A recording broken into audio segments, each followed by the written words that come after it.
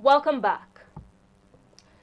The world is evolving and technology has gradually taken over, making the digital environment increasingly important across all spheres of life, including childhood.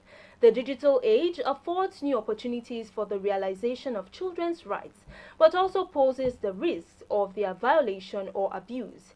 It is therefore important for parents and relevant stakeholders to work together in protecting the rights and privacy of children while on the digital space. So says the Permanent Secretary, Ministry of Women Affairs, Monilola Udo, at the 2023 Day of the African Child, which took place this Friday in Abuja. The International Day of the African Child has been celebrated on June 16 every year since 1991, when it was first initiated by the Organization of African Unity.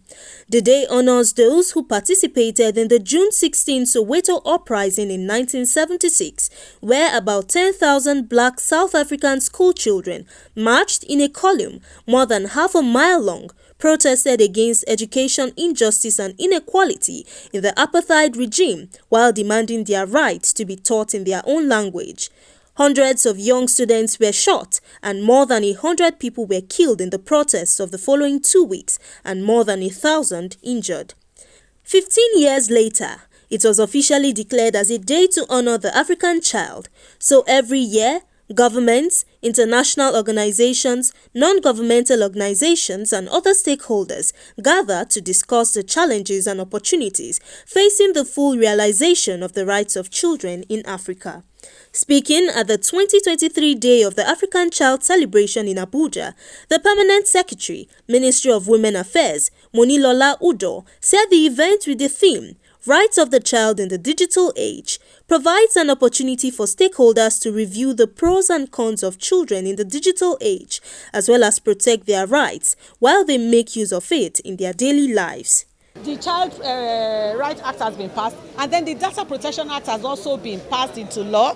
So we need active participation of all the stakeholders in implementing and ensuring that we enforce those laws so that any culprit is caught and dealt with decisively, and then other people will take cue from such.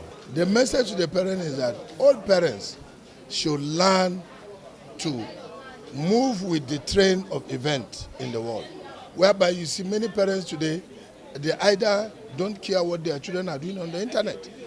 They just buy their phones and hand it over to their children without regulating it, without supervising them, without even knowing what their children are doing on the internet. And you find out that these children used to go to a site that would lead them to destruction.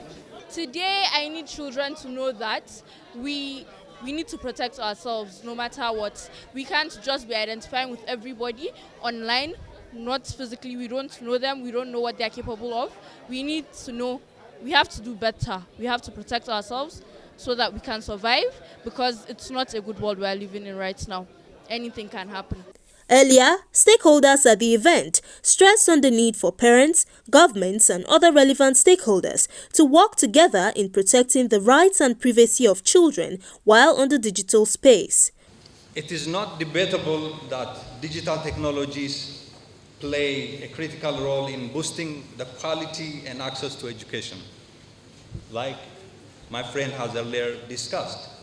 However, children should also be safe while learning online.